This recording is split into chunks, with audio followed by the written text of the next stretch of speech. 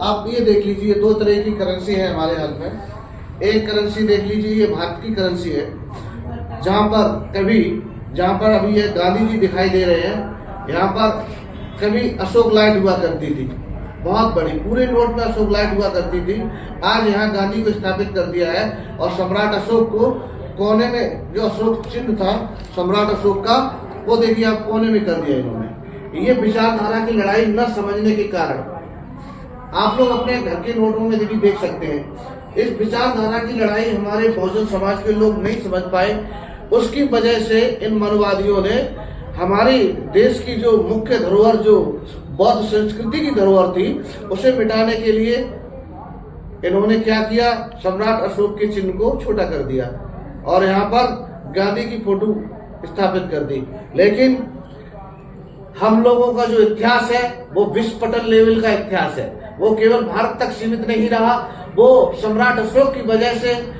पूरे विश्व में फैल गया। और विश्व में जब पूरा भगवान बुद्ध का धम्म जब फैला, हमारी संस्कृति जब फैली, वो संस्कृति जो मानव में समानता स्थापित करती है, वो संस्कृति जो मानव को एक समान बताती है, वो संस्कृति जो करुणा, मैत्री, दया और समानता पर आधारित है, ऐसी संस्कृति जब विश्व में भगवान बुद्ध के संदेशों के द्वारा फैली और वो आज विश्व के कई देश, लंका, बर्मा, चीन, कोरिया, थाईलैंड, कंबोडिया, उन्हीं में से एक कंबोडिया देश की करेंसी हमारे हाथों में है। आप देख रहे हैं, हम सौभाग्यशाली हैं, बड़े ही अपने आप को गौरवान्वित महसूस कर रहे हैं इस करेंसी को देखकर कि वहां के लोगों ने, वहां के देश की सरकार ने तथागत बुद्ध के चित्र को, और जो भंते लोग होते हैं, भिक्षु संघ जो होता है, बौद्ध भिक्षु जो होते हैं, उनके चित्र को आप देख सकते हैं गौर से, यहाँ पे अपनी करेंसी में स्थापित करके उस देश के लोगों को गौरवान्वित महसूस कराया और खुद को गौरवान्वित महसूस कराते हैं। दोनों तरफ उन्होंने, एक तरफ नहीं, दोनों तरफ आप गौर से देखिए। ये कंबोडिया की करेंसी है और इस करेंसी को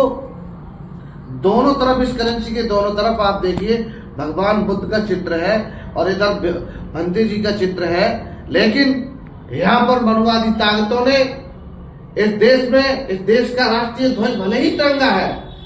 लेकिन हमारे ही लोग 26 जनवरी 15 अगस्त पर अशोक चक्र की चर्चा नहीं करते, 24 तीलियों का मतलब नहीं बताते और इधर उधर की बात करने लगते हैं, जिसके कारण हम लोग, हमारे लोगों तक दोस्त और दुश्मन की पहचान नहीं कराते हैं, हमारे लोगों तक वो विचारधारा नहीं पहुंच पाती है जो पहुंचनी चाहिए, जो बहुजन समाज को उनके हक और अधिकार की लड़ाई को विश्व पटल पर ले जाने का काम करे। ऐसी विचारधारा हम अपने लोगों को नहीं बताते हैं। छोटे छोटे प्रोग्रामों के माध्यम से ये चीजें हम लोग कर सकते हैं और ये तभी संभव है जब भगवान बुद्ध का जो एक सूत्र था, चरक विक्की विचार जन, बहुजन हिताय बहुजन सुखाय लोकानुकंपाय, इसके लिए सिर्फ बौद्ध भिक्षुओं को ही नहीं, हम सब लोगों को गांव-गांव, नगर-नगर जाकर ये चीज बतानी होगी कि ये देख लीजिए, यहाँ की सरकार और विदेशों में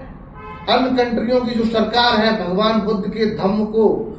विश्व पटल पर पहुंचा रही है और यहाँ की सरकार बुद्ध के खिलाफ शीघ्र युद्ध छेड़े हुए है।